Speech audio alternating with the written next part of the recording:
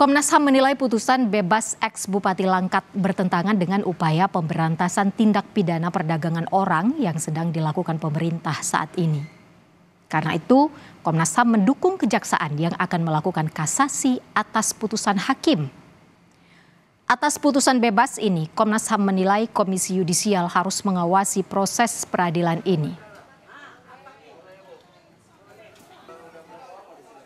Bertentangan dengan rasa keadilan dan hak atas keadilan bagi para korban dan keluarga, terutama bagi mereka yang meninggal dunia, sehingga Komnas HAM menilai penting agar Komisi Yudisial juga menaruh atensi dalam kasus ini, dan kami mendukung penuh keputusan kejaksaan untuk melakukan upaya kasasi dalam kasus ini. Yang ketiga, Komnas HAM menilai bahwa putusan ini kontraproduktif dengan upaya pemerintah Indonesia yang menaruh bahwa kasus TPPO itu sebagai prioritas yang diperangi secara serius. Dan yang terakhir, Komnas HAM ingin menggarisbawahi bahwa putusan ini berpotensi untuk melahirkan praktek-praktek impunitas atau kejahatan tanpa penghukuman dalam kasus TPPO, di mana pelaku dalam kasus TPPO itu adalah aktor negara.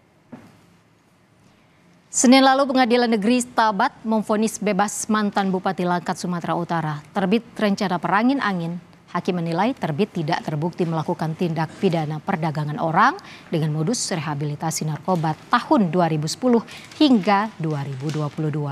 Vonis ini berbeda dengan vonis 3 pengelola kerangkeng yang dinilai terbukti melakukan tindak pidana perdagangan orang dan divonis 3 tahun penjara pada 2022 silam.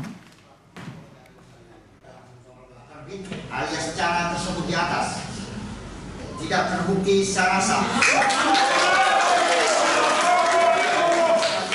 Dalam dakwaan alternatif 1 pertama dan kedua pertama dan kedua, ketiga, keempat, kelima dan keenam. 2. Membebaskan terdakwa. Oleh karena itu, dari semua dakwaan penuntut umum. 3. Memulihkan hak-hak terdakwa dalam kemampuan, kedudukan dan harta serta martabatnya. 4. Menyatakan permohonan restitusi tidak dapat diterima. 5.